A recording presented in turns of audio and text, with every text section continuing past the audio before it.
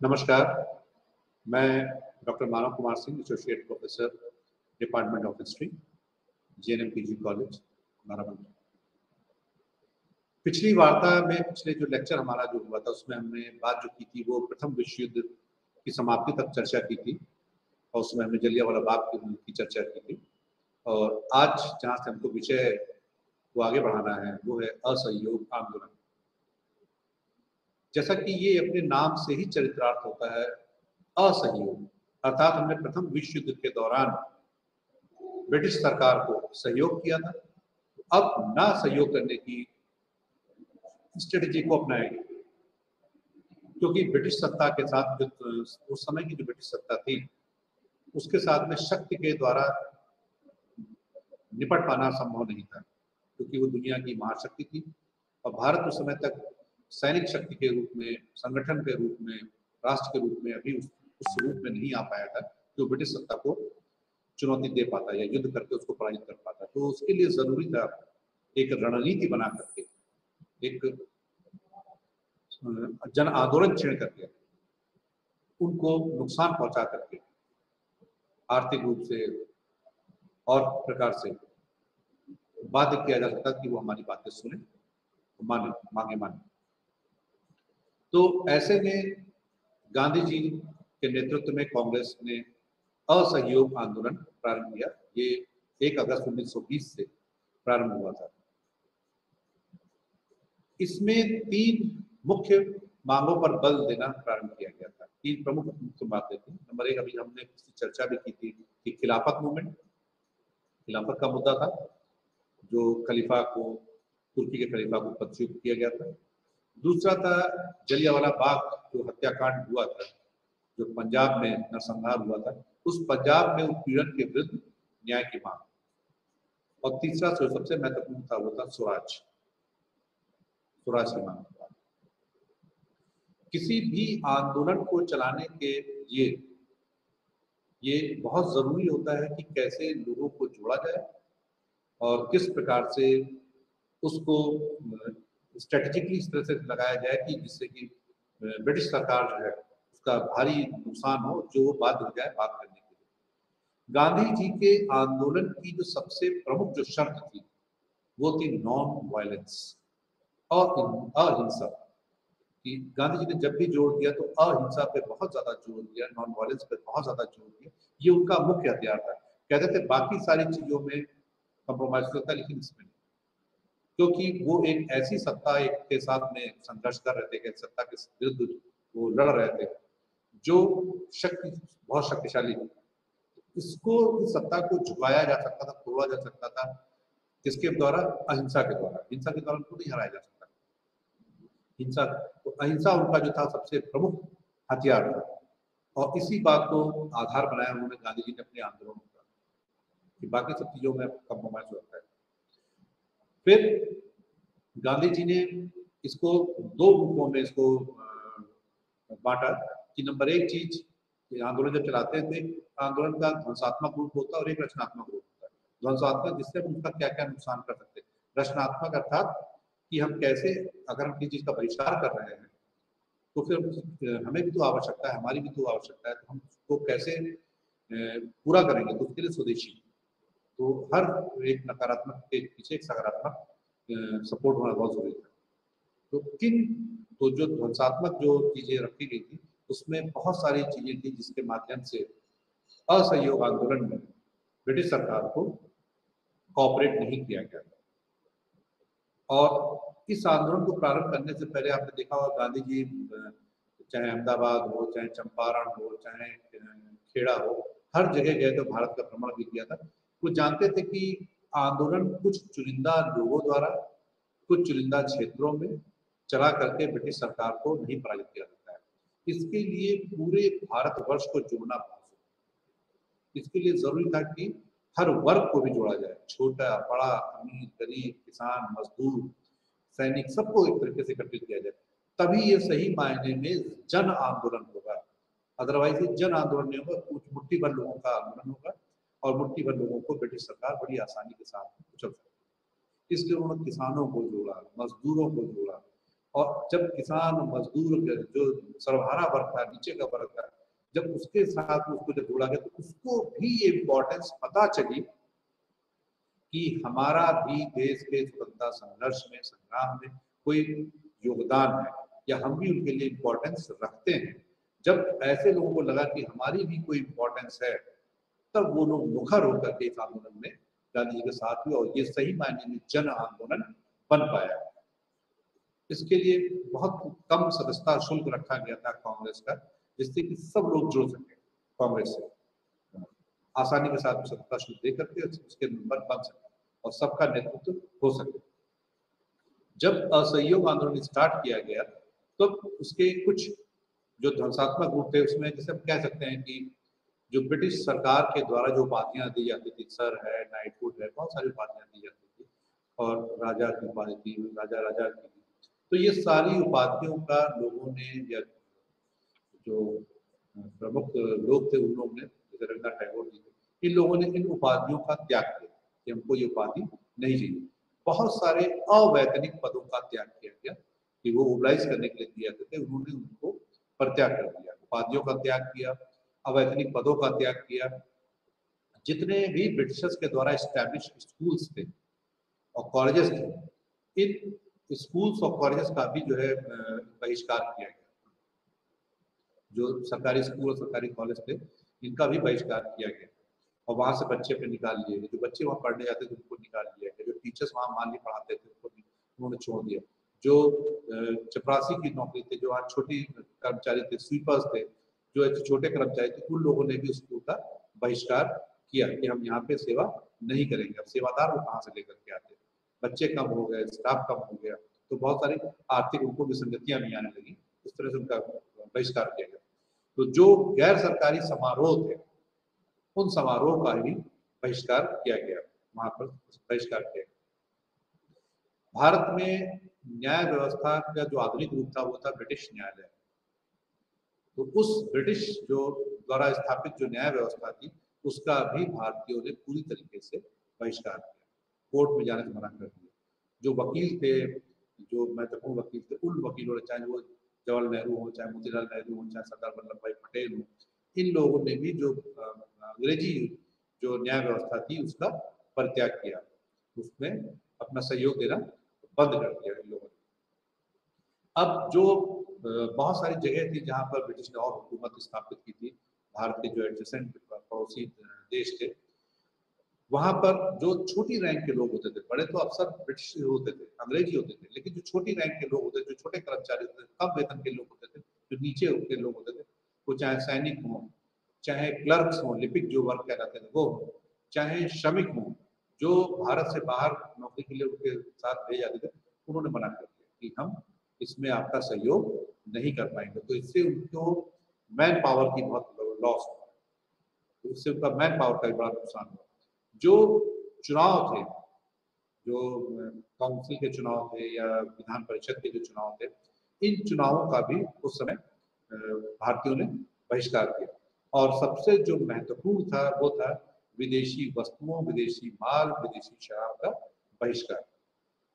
मैंने आपको पहले भी बताया था कि विदेशी जो वस्तुएं थी, विदेशी जो कपड़े थे, विदेशी जो माल था, विदेशी जो सामान था और विदेशी जो शराब थी, इनका परित्याग करने से जो ब्रिटिश पूंजीपति लोग थे उनका बहुत भारी मात्रा में नुकसान होता था, क्योंकि वो तो अपना इन्वेस्टमेंट पैसे के हिसाब से करते थे, उनका नुकसान होता था। तो ये क्रिया प्रतिक्रिया वहां पर होती थी और कहा जाता था ब्रिटिश क्राउन को, ब्रिटिश संसद को, वो वहां पे मजबूर करते थे कि हमारा नुकसान ना हो, इसलिए पॉलिसीज ऐसी बनाई जाए कि हमारा जिसमें न्यूनतम नुकसान हो। तो एक प्रेशर क्रिएट किया जाता था वहां। अब जब ये सारी चीजें, ये तो ध्वंसात्मक रूप था, ये हम इन सब चीजों का सहयोग नहीं करेंगे, तो इसके एवज में फिर कैसे भारतीय व्यवस्था चल पाएगी, तो उसमें कुछ रचनात्मक भी काम किए गए थे। जैसे अगर ब्रिटिश न्यायालय का न्याय व्यवस्था का बहिष्कार किया गया था, उनको उसमें सहयोग नहीं किया जा रहा था, तो उसके पैरेलल अब न्याय कहाँ प्राप्त होगा, किससे न्याय की बात करें। तो जो भारतीय जो पंच फैसला जो था, जहाँ पंचायत बैठती थी, 5 लोग बैठा करते थे, तो उस पंच फैसले के द्वारा ही भारतीयों को न्याय मिलना स्टार्ट हो गया। उन्होंने पंच फैसले में अपनी आस्था पुनः दिखाई और गांव में जाने लगे। जहां ब्रिटिश स्कूलों और कॉलेजों का बहिष्कार किया गया था, उसी के एवज में फिर उस समय राष्ट्रीय विद्यालयों की स्थापना की गई। जो भारतीय स्कूल थे उनकी स्थापना की गई थी और वहीं भारतीय बच्चे पढ़ने जाया करते थे। ऐसे में आप जामिया मिलिया का भी आप एग्जाम्पल ले सकते हैं। वाराणसी में काशी विद्यापीठ की भी स्थापना ऐसे ही समय पर हुई थी। तो इसके माध्यम से भारतीय छात्र छात्राओं को पढ़ाने का, शिक्षित करने का प्रयास किया गया था। स्वदेशी को अपनाया गया। स्वदेशी, अगर विदेशी वस्तुओं का बहिष्कार हो रहा था, विदेशी कपड़े का बहिष्कार हो रहा था, उसके एवज में स्वदेशी सूती कॉटन कपड़ों का इस्तेमाल, स्वदेशी माल का इस्तेमाल करना स्टार्ट कर दिया गया था। स्वयं सेवक दल का गठन किया गया जिससे वो अपनी सहायता और सेवा खुद कर सके। और चरखा और खादी का जबरदस्त प्रचार प्रसार। गांधी जी अक्सर चरखा चलाते थे और उस चरखे के माध्यम से सूत काटते थे। इसका जबरदस्त प्रचार प्रसार किया गया। इवन करीब करीब जो भारतीय घरों में 20 लाख चरखों का वितरण किया गया, लगभग 20 लाख चरखों का वितरण किया गया, अर्थात 20 लाख परिवारों को चरखे के माध्यम से जोड़ा गया। मैं थोड़ा सा यहाँ पे एक बात और कहना चाहूँगा अपने प्यारे विद्यार्थियों के लिए, क्योंकि हिस्ट्री सिर्फ फैक्ट्स को पढ़ना या फैक्ट्स को समझना नहीं, हिस्ट्री इसको भी जानना जरूरी है कि उसका इम्पैक्ट सोशल रूप से, सामाजिक रूप से, धार्मिक रूप से, आर्थिक रूप से क्या पड़ रहा है। और कोई भी कदम अगर उठाया तो उसके पीछे सिर्फ पॉलिटिकल कारण ही नहीं, उसके पीछे और कौन से कारण हो सकते हैं। जैसे फॉर एग्जाम्पल मैं कहूँ कि अगर गांधी जी ने चरखा और खादी पर इतना जोर दिया और घर घर चरखे बांटे गए, 20 लाख चरखे बांटे गए, तो मैं इस आंदोलन की जैसे बात करूं तो ये जो आंदोलन था लगभग 2 साल तक चला और 2 साल तक लगातार कोई भी आंदोलन चलाने के लिए आपको बहुत ज़्यादा ऊर्जा की, बहुत ज़्यादा धैर्य की, बहुत ज़्यादा जो है अनुशासन की आपको आवश्यकता होती है। एकाग्रता की, हमारा लक्ष्य क्या है? स्वराज। हमारा लक्ष्य क्या है? आज़ादी। लक्ष्य को ध्यान में रखते हुए एकाग्र होकर के अनुशासन के साथ में अपने आंदोलन को धीमे धीमे अहिंसक रूप से आगे बढ़ाना है, क्योंकि लगातार बहुत लंबे आंदोलन चलाए नहीं जा सकते। इसके लिए बहुत कंसंट्रेशन की आवश्यकता थी। इसको मैं चरखे से जोड़ के देखना चाहूँगा, इसको चरखे से जोड़ के बताना चाहूँगा। चरखे को चलाते समय उसकी स्पीड कितनी रखी जाती है, आप देखिए कि चरखा बहुत धीमे धीमे चलाया जाता है जिससे कि धागा टूटने ना पाए। तो अर्थात वहां धैर्य की आपकी परीक्षा होती है। आपका धैर्य जरा भी टूटा तो आपका धागा टूटा। धागा टूटा मतलब आपका लक्ष्य टूटा, जो आपका लक्ष्य है। दूसरा, धागे के ऊपर एक धागे के बगल में दूसरा धागे को पिरोना, उसके लिए आपको बहुत एकाग्रता की जरूरत होती है, कंसंट्रेशन की जरूरत होती है। कंसंट्रेशन को यहाँ मैं आज़ादी से जोड़ के देखता हूँ, स्वतंत्रता से जोड़ के देखता हूँ।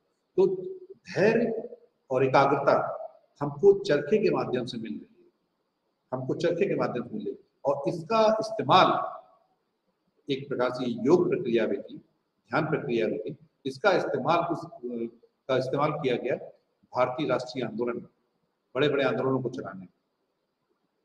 तो इसको गांधी जी ने इसके पीछे दूसरा लक्ष्य भी था। एक तो स्वदेशी तो था ही कि अपना कपड़ा हम खुद बनाए, अपना वस्त्र हम खुद इस्तेमाल करें, लेकिन उसके पीछे हिडन कॉज भी था।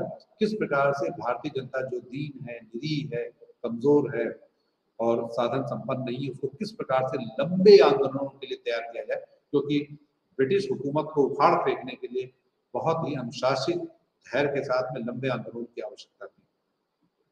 ऐसे में हम देखते हैं कि 1922 के आसपास गोरखपुर के पास एक जगह है चौरी चौरा, तो वहाँ एक घटना घट जाती है जहाँ ये जो हमारे अहिंसक जो आंदोलनकारी होते हैं, असहयोग आंदोलनकारी होते हैं, इनके साथ में वहाँ की पुलिस कुछ जबरन मिसबिहेव करते हैं, तो जिसके एवज में क्रांतिकारी थोड़ा सा उग्र हो जाते हैं। और जब उधर से शक्ति बल का प्रयोग किया जाता है तो क्रांतिकारी जो आंदोलनकारी होते हैं, तो ये भीड़ उग्र हो जाती है और उग्र होने के बाद में थाने में आग लगा देती है।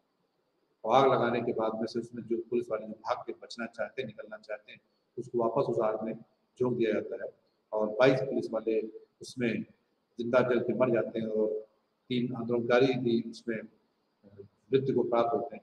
इस घटना का जैसे ही गांधी जी को पता चलता है चौरी चौरा की दूर दराज में जो घटना घटती है, उसके बाद में गांधी जी ये आंदोलन अपना, असहयोग आंदोलन अपना वापस ले लेते हैं। इस पर भी बहुत सारे पक्ष हैं, विपक्ष हैं कि गांधी जी ने ये सही समय पे डिसीजन नहीं लिया, सही डिसीजन नहीं था, क्योंकि भारतवर्ष आज़ादी की ओर बढ़ रहा था और भारत की जनता इतना ऊर्जावान होकर के इसमें काम कर रही थी। लेकिन गांधी जी ने जो तर्क दिया, जो मैं अभी आपसे बात कर रहा था, कि लगातार क्या 2-2 साल, 3-3 साल के लिए संभव है किसी जनता में वही ऊर्जा बनी रहे, अपना घर परिवार जीविकोपार्जन की व्यवस्था छोड़ करके किसी आंदोलन में लगातार लगे रहना। भारतीय जनता अभी इतने बड़े आंदोलन के लिए तैयार नहीं थी, और दूसरा ये पहला मौका भी था। तो गांधी जी को लगा ये सही समय है, ये सही घटना है कि इसको हम इस आंदोलन को वापस ले लें, क्योंकि ब्रिटिशर्स को इधर 2 सालों में कोई मौका नहीं मिल पा रहा था ब्रिटिश हुकूमत को कि कैसे इस आंदोलन पर शक्ति प्रयोग किया जाए, क्योंकि ये नॉन वायलेंस जनता थी, अहिंसक जनता थी। अहिंसक जनता के ऊपर अगर ये ज्यादा हिंसा करते तो अंतर्राष्ट्रीय स्तर पर इनकी बहुत बदनामी होती थी। तो इसलिए ये चाह करके भी इसको कुचल नहीं पा रहे थे, लेकिन ये मौका मिल गया था। तो गांधी जी को लगा कि ऐसा ना हो कि इस मौके की आड़ में जो ब्रिटिश हुकूमत है वो इस आंदोलन को क्रश कर दे पूरी तरीके से। और दूसरा कि इस ऊर्जा को बनाए रखने के लिए, दोबारा एक आंदोलन खड़ा करने के लिए भारतीयों को, तो उसके लिए जरूरी था कि अब इस आंदोलन को वापस ले लिया था। गांधी जी की कुछ अपनी स्ट्रेटजी थी और इसके तहत उन्होंने इस आंदोलन को वापस लिया। और जैसे ही आंदोलन वापस लिया गया, उसके बाद में ब्रिटिश हुकूमत ने गांधी जी को कैद कर लिया और कैद करके उनको जेल भेज दिया गया। तो ऐसे में कांग्रेस और का जो इस बीच में जो हलचल थी 1922 के बाद में ठप हो जाती है, गांधी जेल चले जाते हैं और सारा ये आंदोलन बंद हो जाता है। तभी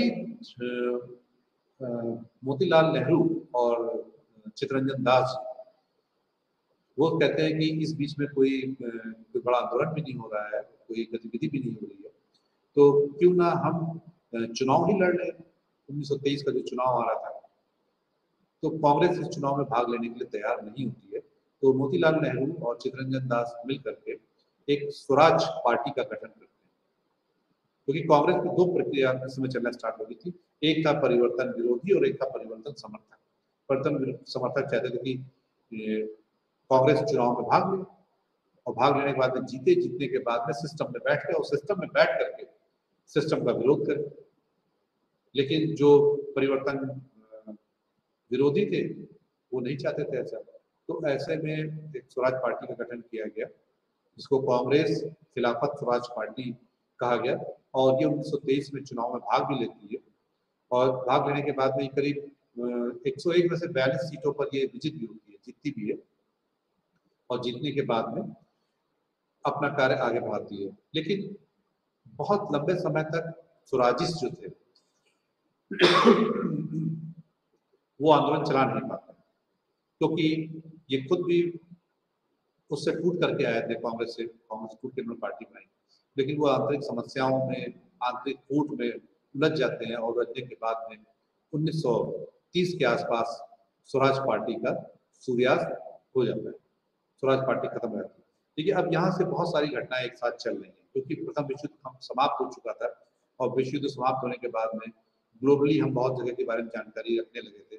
यहाँ से लोग बाहर जाने लगे थे, पढ़ने जाते थे, काम के लिए जाते थे, युद्ध के लिए जाते थे। तो जब लौट के आते तो उनके पास में बहुत सारी अंतर्राष्ट्रीय स्तर की जानकारियां। तो इसी बीच में हम देखते हैं जब चूंकि 1922 में जब असहयोग आंदोलन बंद हुआ, तो एक शक्ति शून्यता जैसा उत्पन्न हो गया, और गांधी जी जेल चले गए थे। कुछ ना कुछ होना चाहिए था। जब कुछ ना कुछ होना चाहिए था, तो उसी में ही आप देख रहे हैं कि स्वराज पार्टी का एक उदय हुआ। इसी के बीच में अगर आप देखिए तो जो वामपंथी था, वामपंथ का भी उदय होता है, क्योंकि उद्योग धंधों का विकास हुआ था। जब उद्योग धंधों, कर्मचारी, मजदूर यूनियनों की बात हुई, तो वामपंथ का भी उदय हुआ। फिर रूस में भी बोल्शेविक क्रांति हुई थी, तो उसके तहत यहाँ पर भी, जिसमें एम.एन. राय साहब गए थे आंदोलन में, पार्टिसिपेट भी किया था, और उसके बाद में फिर उन्होंने वामपंथी आंदोलन को रूपरेखा, उसकी प्रस्तावना तैयार करी। और तीसरा, जिन लोगों को गांधी जी की ये स्लो एंड स्टडी उस पर भरोसा नहीं था, कि ऐसे हाथ जोड़ने से, अनुनय विनय करने से, बार बार ब्रिटिशर से आज़ादी नहीं मिलने वाली है। तो उन लोगों ने क्रांतिकारी आंदोलन प्रारंभ किया, जो सेकेंड फेज था क्रांतिकारी आंदोलन का, वो क्रांतिकारी आंदोलन भी स्टार्ट किया। अक्सर युवा जो है उनकी स्पीड बहुत ज्यादा होती है और वो देयर एंड देयर चाहते हैं रिजल्ट मिले। कई बार उनका अनुनय विनय, हाथ जोड़ने में विश्वास नहीं होता है। वो कहते हैं कि इसके लिए बलिदान ही सर्वोत्तम तरीका है, हम अपना जीवन को बलिदान देंगे, हम अपने सारी यातनाएं झेलेंगे, लेकिन अपनी भारत माता को स्वतंत्र कराएंगे। तो ऐसे में जब 1922 में जब आंदोलन बंद हुआ, तो ये जो युवा थे, ये देश के लिए कुछ करना चाहते थे, मर मिटना चाहते थे। तो इन युवाओं को अपने देश के लिए जान देने के लिए, अपने आप को कुर्बान कर देने के लिए इन युवाओं ने आगे बढ़ करके मोर्चा उठाया, जो कि क्रांतिकारी आंदोलन कहलाता है। इसमें हम लोग युगांतर जो था और अनुशीलन जो था, ये ऐसे संगठनों के बारे में भी चर्चा करेंगे बात करें।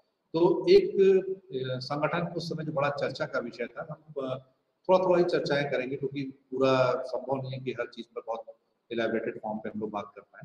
तो HRA, हिंदुस्तान रिपब्लिकन आर्मी, जिसका गठन 1924 में कानपुर में हुआ था, और इसमें महत्वपूर्ण जो भूमिका निभाई थी वो सचिन नाथ सान्याल, राम प्रसाद बिस्मिल और चंद्रशेखर आजाद, इन लोगों ने महत्वपूर्ण भूमिका निभाई थी। इस संगठन का जो पहला अधिवेशन था 1924 में कानपुर में। अब इन क्रांतिकारियों का उद्देश्य क्या था? असहयोग आंदोलन जो गांधी चलाए थे उसका भी उद्देश्य था स्वराज की प्राप्ति, चाहे वो दूसरे आंदोलन चल रहे थे, चाहे वो क्रांतिकारी आंदोलन चल रहे थे। अल्टीमेटली एम सबका था स्वतंत्रता, लेकिन तरीके सबके अलग अलग थे। कोई अनुनय विनय के द्वारा देश को आजाद कराना चाहता था, कोई बम और शक्ति के माध्यम से देश को आजाद कराना चाहता था। तो उनका जो उद्देश्य था वो था सशस्त्र क्रांति द्वारा आजादी, सशस्त्र क्रांति, कि हम शक्ति के दम पर, हम शस्त्र के बल पर जो है देश को आजाद करेंगे। दूसरा, शस्त्र के लिए पैसा कहाँ से आएगा, उसके लिए पैसा चाहिए, और पैसे के लिए उन्होंने राजनैतिक डकैतियां डाली,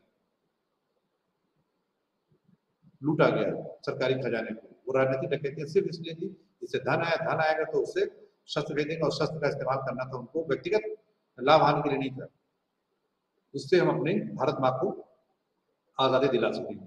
तीसरा था कि अंग्रेज जो अभी तक की बिल्कुल निर्भीक रूप से काम करते थे, उनके अंदर एक भय बैठ जाएगा, लगेगा कि उनको भी कोई टच कर सकता है, मार सकता है, उनकी भी जान खतरे में, तो वो उनके अंदर एक डिफेंसिव मोड आ जाएगा, वो भय का एहसास उनको भी होगा, अंग्रेजों को।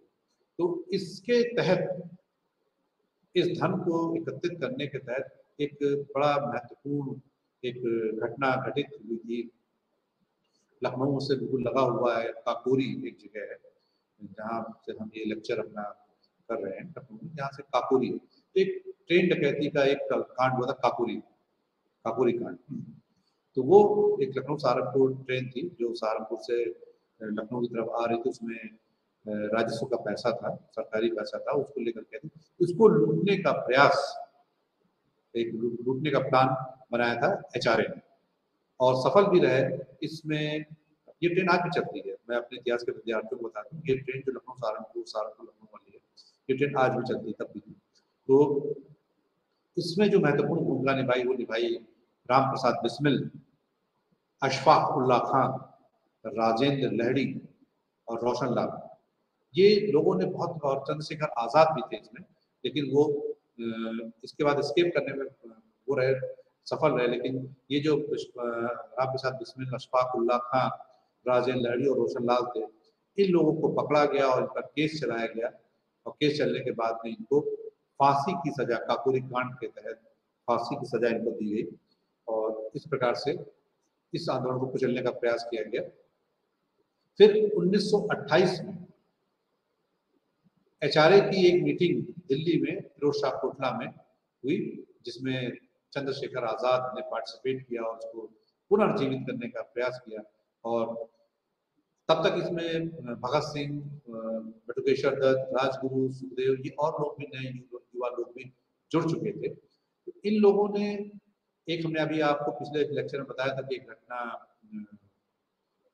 नहीं, उसमें इससे चर्चा में कि अभी एक घटना और घट गई थी कि 1928 में HSRA का गठन होता है दिल्ली में, और 1927 में साइमन कमीशन बनता है, जो कि 1928 में भारत आता है। और उसमें लाला लाजपत राय, जो कि जनता दल के बहुत तेजस्वी लीडर थे, उनकी जो हत्या हो जाती है लाठीचार्ज के दौरान, मैं चर्चा करूँगा। तो उनकी हत्या का बदला लेने के लिए सैंडर्स की हत्या का प्रयास, एक षड्यंत्र रचा जाता है, योजना बनाई जाती है, और लाहौर के रेलवे स्टेशन पर भगत सिंह, चंद्रशेखर आजाद और राजगुरु ने मिल करके सैंडर्स की गोली मार के हत्या कर दी, जिसने कि लाठीचार्ज के माध्यम से राय को गंभीर रूप से घायल किया था और जिसमें उनकी मृत्यु हो जाती। तो इसका बदला लिया गया। जब इसका बदला लिया गया तो ब्रिटिश हुकूमत ने, अब चूंकि ब्रिटिश हुकूमत इनको पकड़ नहीं पा रही थी, ये भूमिगत हो जाते थे, अंडरग्राउंड हो जाते थे, तो ऐसे में निर्दोष लोगों पर लाठीचार्ज, पुलिस अरेस्ट करना, उसको परेशान करना, प्रताड़ित करना जब बहुत ज्यादा हो गया, तो इससे क्रांतिकारियों को ये लगा कि कहीं ऐसा ना हो कि आम जनता के बीच में हम हीरो के बजाय विलन बन जाए, और आम जनता सोचेगी कि ये काम करके चले जाते हैं, उसके बाद में हम लोग के ऊपर ब्रिटिश अत्याचार शुरू हो जाता है। तो इन लोगों ने तय किया कि नहीं, हम अपनी बात भी जनता के सामने, अदालत के सामने, पत्रकारों के सामने, सबके सामने रखेंगे। तो एक योजना बनाई जाती है 1929 में, वो केंद्रीय विधानसभा में आवाज वाले बम फेंकने की, जिससे किसी का कोई नुकसान ना हो। तो 2 बम फेंके गए थे। वो बम फेंकने में जो महत्वपूर्ण भूमिका थी वो थी सरदार भगत सिंह की और बटुकेश्वर दत्त की। उन्होंने वहां पर बम फेंके, जिससे अफरा तफरी का माहौल हो गया, लेकिन ये सिर्फ सांकेतिक बम थे। और जहां इन्होंने अपनी गिरफ्तारी दी, और जब गिरफ्तारी दी तो गिरफ्तारी देने के बाद जब जेल भेजा गया, वहां इनको साधारण बंदी की तरह रखा गया। और वहाँ जो खाने पीने की जो व्यवस्थाएं थी, बहुत ही दोयम दर्जे की, बहुत ही खराब थी। इन लोगों ने उसका विरोध किया जेल में, और जेल में भूख हड़ताल इन्होंने करी। उस भूख हड़ताल में करीब 64 दिन के बाद जो जतिन दास थे, उनकी भूख हड़ताल के कारण 64वें दिन उनकी मृत्यु हुई। और जब उनकी मृत्यु हुई और जब उनकी डेड बॉडी वहां से कलकत्ता ले जाई गई, तो बताते हैं कि करीब करीब 2 मील लंबा वहां पर लोग थे, पूरे भीड़ भीड़ थी, और सबकी आंखें नम थी। उस दिन बंगाल में, कलकत्ता में चूल्हे नहीं जले, लोगों ने खाना नहीं खाया, उपवास रखा, और अपने इस अमर शहीद क्रांतिकारी के लिए पूरा बंगाल इसके साथ खड़ा हो। इधर भगत सिंह ने लगातार मंच के माध्यम से अपनी बातें रखी और कहा कि किस प्रकार से इस बहरी सरकार को सुनाया और समझाया जा सके। हर हिंदुस्तानियों की जबान पर इन क्रांतिकारियों का नारा, इनकलाब जिंदाबाद, इनकलाब जिंदाबाद, अमर हो। घर घर में भगत सिंह पूजे जाने लगे। हर युवा भगत सिंह बनना चाहता था। भगत सिंह नाम अमर हो गया हिंदुस्तान के इतिहास में। ऐसे में अंग्रेजों के अंदर डर बैठ गया कि कहीं कोई बड़ी घटना ना हो जाए, तो उन्होंने आनंद फानंद में तत्काल 23 मार्च 1931 को इनको फांसी की सजा सुना, फांसी की सजा मुकर्रर की, जो कि 23 मार्च 1931 को भगत सिंह, राजगुरु और सुखदेव को फांसी दी गई। जब फांसी के फंदे पर ये दीवाने मस्ताने जा रहे थे, तो मेरा रंग दे बसंती चोला, माई रंग दे बसंती चोला, ये गाना गाते हुए पूरा जेल गुंजायमान हो गया, पूरा हिंदुस्तान गुंजायमान हो गया। और भगत सिंह हमेशा के लिए हिंदुस्तान के युवाओं के लिए प्रेरणा स्रोत बनते रहे। ये घटना के बाद, इसी घटना के तहत जो चंद्रशेखर आजाद थे, 23 मार्च को भगत सिंह को फांसी दी गई। 27 फरवरी को इलाहाबाद में एक अल्फ्रेड पार्क है, वहां पर वो अपने एक मित्र से मिलने आए, तो उनके मित्र ने जो थे वो गद्दारी करी और बताया, और उसके बाद में अल्फ्रेड पार्क में ब्रिटिश पुलिस के साथ में संघर्ष के दौरान चंद्रशेखर आज़ाद जो कहते थे कि मैं आज़ाद ही पैदा हुआ हूँ, आज़ाद ही रहूँगा, आज़ाद ही मरूंगा, वो अपना गोली मार के अपनी प्राणों को भारत माँ के गोदी में निछावर कर देते। इस जो क्रांतिकारी घटना थी, इससे भारत में जो मोमेंटम बना, जो क्रांतिकारियों में जो मोमेंटम बना, जो भारत के युवाओं में जो मोमेंटम बना, वो हमको आज़ादी की तरफ बहुत गति के साथ में ले गया, स्पीड के साथ में ले गया। ऐसे में एक छोटा सा एक घटना और इस बारे में चर्चा में करना चाहूँगा कि चटगांव विद्रोह का भी नाम आपने सुना होगा। चटगांव की जो घटना थी, चटगांव में जो शस्त्रागार अंग्रेजों का जो लूटा गया था, उसमें सूर्यसेन की चर्चा किए बिना ये बात अधूरी सी लगती है। तो सूर्यसेन ने एक अपनी छोटी सी क्रांतिकारियों की एक आर्मी का गठन किया और उसमें चटगांव में जो पुलिस का जो शस्त्रागार था हथियारों से भरा हुआ, उसको लूटा और वहां पर अपने आप को स्वतंत्र घोषित कर दिया। और वो वहां के क्रांतिकारियों के माध्यम से पहले वो राष्ट्रपति भी बने, अपने आप को सूर्यसेन जी बने। लेकिन बहुत जल्दी ब्रिटिशर्स ने उनको पकड़ा, वहां भी उनके मित्र ने मुखबरी करी और ऐसे ही उनको पकड़ा गया, उनको बाद में मृत्युदंड दे दिया गया। उस प्रकार से वो सूरसेन का जो संगठन था वो समाप्त हो जाता है। तो क्रांतिकारियों ने अपने प्राणों की बलि दे करके भारत माँ को आज़ाद कराने के लिए जो मुहिम छेड़ी थी वो रुकी नहीं और आगे बढ़ती चली गई। यहाँ से लेकर के विदेशों तक में भी हुआ, कई बहुत सी लड़कियां भी क्रांतिकारी बनी। तो ये लगातार अलग चलती रही, चलती रही। एक घटना जो मैंने अभी आपसे चर्चा की थी कि जिसके विरोध में लाला लाजपत राय की मृत्यु हो गई थी, वो घटना थी साइमन कमीशन। भारतीयों के संवैधानिक विकास के लिए, उसके संवैधानिक ढांचा कैसा हो, उसके लिए एक कमीशन बनाया गया मिस्टर साइमन के नेतृत्व में, जो कि साइमन कमीशन कह रहा है। ये थोड़ा जल्दी बना दिया गया 2 वर्ष पहले ही, क्योंकि ब्रिटेन में इलेक्शन होने वाले थे और कंजर्वेटिव गवर्नमेंट को लगता था कि कहीं लेबर पार्टी सत्ता में ना आ जाएगा, लेबर पार्टी सत्ता में आएगी तो वहाँ की पॉलिसीज कुछ और बन जाएंगी, तो हम उससे पहले ही कुछ पॉलिसीज क्रिएट कर दें। तो ऐसे में साइमन कमीशन का गठन किया था 1927 में और 1928 में साइमन कमीशन भारत में आता है। जब भारत में आता है तो इस कमीशन की जो सबसे खास बात थी, जिसके कारण इसका सबसे ज्यादा विरोध हुआ हिंदुस्तान के अंदर, वो था कि इस कमीशन के सातों सदस्य ब्रिटिश।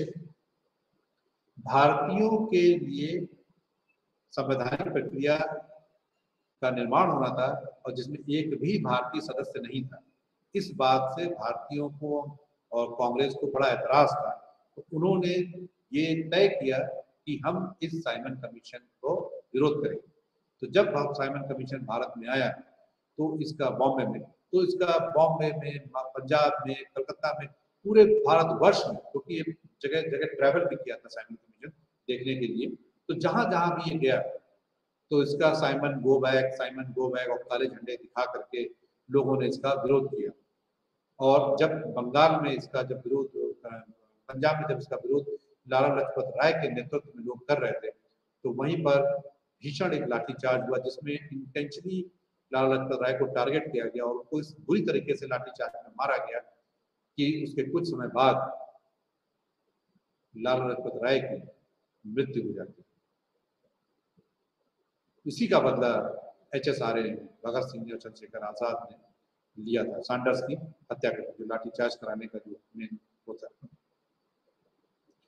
जब भारतीयों ने इसको मानने से मना कर दिया साइमन कमीशन को, तो जो भारत सचिव थे लॉर्ड ब्रिकनहेड, उन्होंने कांग्रेस से या जवाहरलाल नेहरू से रिक्वेस्ट किया कि भाई ठीक है, आप ही हमको सजेस्ट करिए कि कैसा होना चाहिए। तब उस पर नेहरू ने, मोतीलाल नेहरू ने 1928 में एक नेहरू रिपोर्ट तैयार की। और वो जो मोतीलाल नेहरू ने जो नेहरू रिपोर्ट तैयार की वो उनको भेजा। उसमें जो मुख्य बिंदु है जिस पर मैं बात करना चाहूंगा कि इसमें उन्होंने कोई पृथक निर्वाचन मंडल नहीं होगा इस पर फोकस किया। जबकि हमने बताया था 1919 में पृथक निर्वाचन मंडल की बात रखी गई थी और जिन्ना साहब भी चाहते थे कि पृथक निर्वाचन मंडल रहे। तो उसमें जो मुख्य बिंदु था वो था पृथक निर्वाचन मंडल हटाया जाए, ना रखा जाए। तो अब कांग्रेस ने अगर कोई मांग रखी या कोई नेहरू रिपोर्ट सौंपी थी तो नेचुरल सी बात है मुस्लिम लीग तो विरोध में थी इसके, तो तुरंत जो है जिन्ना साहब ने 14 सूत्री, जिन्ना के 14 सूत्र उनके सामने रिप्रेजेंट किए। कहा नहीं, मुसलमानों को पृथक निर्वाचन दिया जाए और मुस्लिम को जो महत्वपूर्ण जो पद हैं उसमें मुसलमानों को जो है आरक्षण भी दिया जाए और जितने मुस्लिम बाहुल जो प्रांत हैं उनका पुनर्गठन भी किया जाए। तो इस मांग के द्वारा जिन्ना ने अपनी 14 सूत्री मांग रखी। उन्होंने कहा कि भाई हमारा उनका हित एक नहीं है, अलग अलग हित है। हिंदू मुसलमान दो संप्रदाय ही नहीं, दो भिन्न राष्ट्र नहीं। तभी 1929 में 1929 में कांग्रेस का लाहौर अधिवेशन हुआ जो कि रावी नदी के तट पर हुआ था और इसके जो अध्यक्ष थे वो थे पंडित जवाहरलाल नेहरू।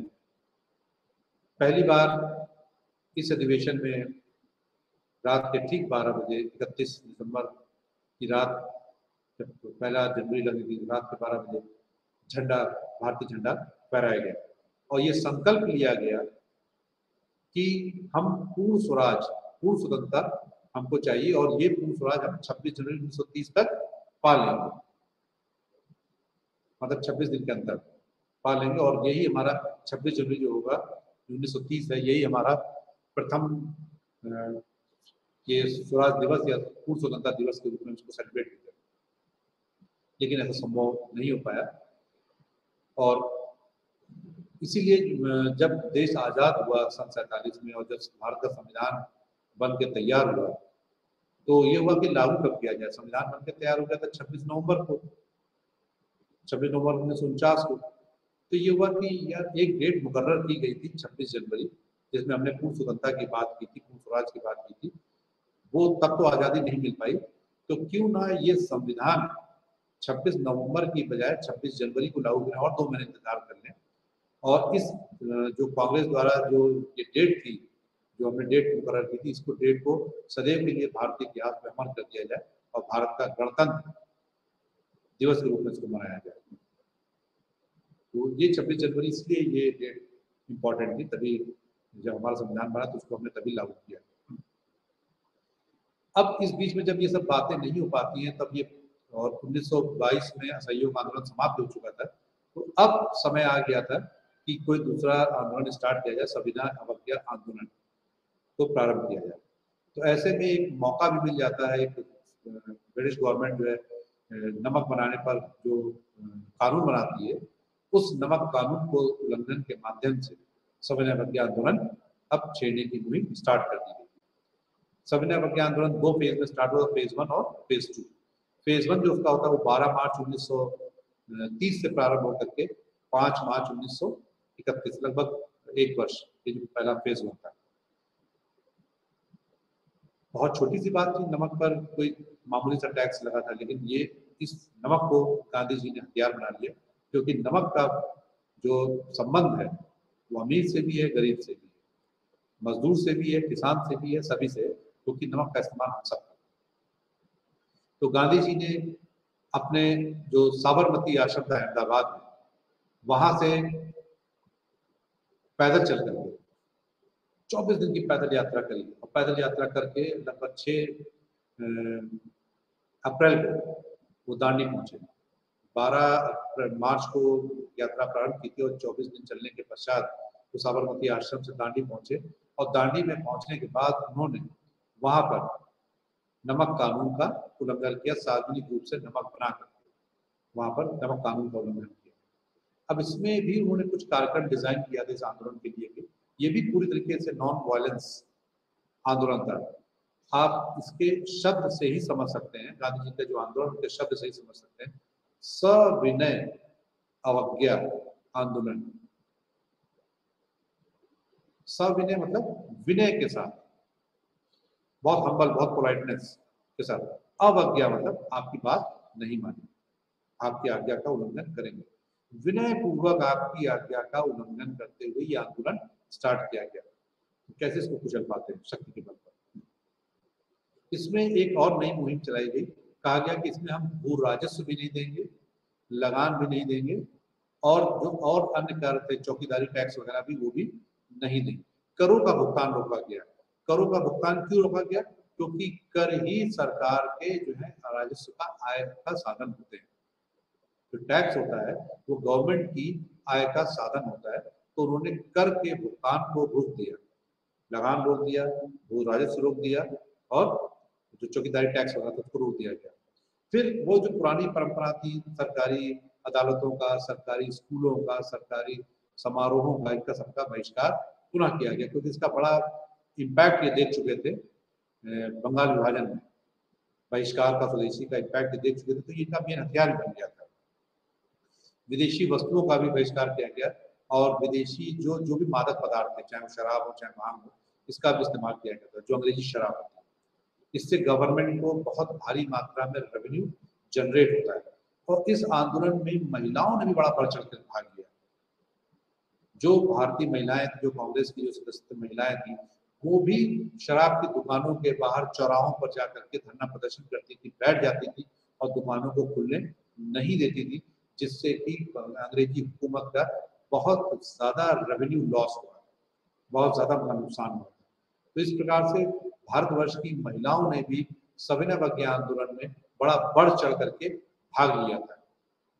नौकरियों से त्यागपत्र दिया गया, उपाधियों को छोड़ा गया, उनको भी त्याग दिया गया। तो इस प्रकार से सविनय अवज्ञा आंदोलन मूल रूप से आप देखें तो जैसे ही बहिष्कार स्वदेशी था, बंगाल विभाजन था, जैसे असहयोग था, उन्हीं सारे टूल्स को फिर से हथियार बनाया गया और इनकी कमर तोड़ दी गई। ऐसे में एक महत्वपूर्ण नाम जिस पर मैं और चर्चा करना चाहूंगा, खान अब्दुल गफ्फार खान, जिनको कि सीमांत गांधी भी कहा जाता था। उस समय सीमांत गांधी भी कहा जाता था। ये उत्तर पश्चिम सीमा के आसपास, जहाँ पे ये इंडिया पाकिस्तान इस तरफ का जो बॉर्डर्स है, इस एरिया में ये सक्रिय थे। खान अब्दुल गफ्फार खान, इन्होंने खुदाई खिदमतगार का एक ग्रुप बनाया, जो खुद ही अपना सब कुछ करते थे, और लाल कुर्ती आंदोलन ने प्रारंभ किया। लाल वस्त्र धारण करते थे और लाल कुर्ती आंदोलन चलाया। ये भी सविनय अवज्ञा आंदोलन से ही जुड़ा हुआ आंदोलन था। इसी बीच में हम देखते हैं कि जब ये चर्चा चल रही थी, तो 1930 में ही, और दबाव भी बनने लगा था धीमे धीमे ब्रिटिश गवर्नमेंट पर, तो 1930 में ऐसे में ही ब्रिटेन में, लंदन में एक गोलमेज सम्मेलन, जो पहला राउंड टेबल कॉन्फ्रेंस था, वो आमंत्रित किया गया। अब चूंकि कांग्रेस जो थी वो सविनय अवज्ञा आंदोलन हिंदुस्तान में चला रही थी, तो कांग्रेस को सपोर्ट करती नहीं, और जो गोलमेज सम्मेलन बुलाया गया उसमें कांग्रेस ने पार्टिसिपेट भी फिर नहीं किया। कई बार प्रश्न पूछा जाता है कि किस गोलमेज सम्मेलन में कांग्रेस ने पार्टिसिपेट नहीं किया, तो पहला गोलमेज सम्मेलन था जिसमें कि कांग्रेस ने कोई सक्रिय भूमिका नहीं निभाई और उसका बहिष्कार किया, और अन्य दल गए थे, मुस्लिम लीग वगैरह और जो जस्टिस पार्टी थी वो लोग वहां गए थे। तो ये पहला सहयोग आंदोलन भी उधर ठप हो जाता है, पहला गोलमेज सम्मेलन भी उधर प्रभावी नहीं रहता है। और इस बीच में भारत के जो गवर्नर जनरल थे वो थे लॉर्ड इरविन। तो देखते हैं सविनय अवज्ञा आंदोलन बहुत जोर पर आ गया है, तो लॉर्ड इरविन गांधी जी को आमंत्रित करते हैं वार्ता के लिए, बात करने के लिए, और कहते हैं कि सविनय अवज्ञा आंदोलन आप रोक दीजिए, आप हमारे साथ बैठ के चर्चा करिए, आपके बिंदुओं पर बातचीत होगी, उसकी मांग मानी जाएगी, और लेकिन इस आंदोलन को रोक देगी। तो जब 5 मार्च 1931 को गांधी इरविन का जो समझौता होता है, पैक्ट होता है, और उसी पैक्ट के तहत सविनय अवज्ञा आंदोलन का पहला फेज रोक दिया जाता है, वहां पर उसको रोक देते हैं सविनय अवज्ञा आंदोलन। जो गांधी इरविन जो वार्ता होती है, उसमें गांधी जी, कांग्रेस जो है गांधी जी को अधिकृत करती है, और गांधी इसमें पार्टिसिपेट भी करते हैं, जाते भी हैं, और बातचीत की जो प्रमुख बातें होती है वो था सविनय अवज्ञा आंदोलन को रोक दिया जाए। दूसरा, जो सेकंड गोलमेज सम्मेलन 1931 में होना था लंदन में, उसमें कांग्रेस शामिल हुई, और कांग्रेस की ओर से गांधी जी ही उसमें शामिल होने के लिए गए थे, तो ठीक है, उसको मान लिया गया। ठीक। और आंदोलन के दौरान जो लोग गिरफ्तार किए गए थे, जो राजनीतिक बंदी थे, जो आंदोलन के दौरान जो लोग गिरफ्तार किए गए थे सविनय अवज्ञा आंदोलन के दौरान, उन लोगों की रिहाई होगी।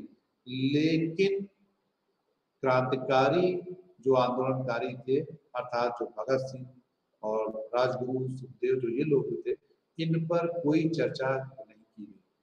इस पर कई बार भारतीय इतिहास में लोगों ने प्रश्न चिन्ह भी उठाया है कि गांधी जी ने इन पर क्यों नहीं चर्चा की। तो मैं ये चर्चा यहाँ नहीं छेड़ना चाहता हूँ, लेकिन जो मैंने बात अभी आपसे कही थी अपने लेक्चर के स्टार्टिंग में, कि गांधी जी की जो पहली कंडीशन थी, वो कंडीशन थी कि हमारा आंदोलन मुख्य रूप से नॉन वायलेंस होगा। गांधी जी का एक ही एजेंडा था, नॉन वायलेंस, अहिंसा। इसलिए जो चीज उनके बाइलाज में नहीं आती उस पर बात नहीं, उन्होंने इस पर कोई चर्चा नहीं की। और जब चर्चा पर चर्चा नहीं की, बाकी कैदी रिहा कर दिए गए और इन लोगों को जब फांसी दे दी गई तो उस पर बहुत प्रश्न चिन्ह उठाए गए। फिर तीसरा था वो समुद्र के जो पास के लोग हैं, जो समुद्र के आसपास जो लोग रहते हैं, वो लोग नमक बना सकते थे। उनको नमक बनाने के लिए अधिकृत कर दिया गया, तो निःशुल्क नमक वो बना सकते थे, उनको भी छूट दे दी गई।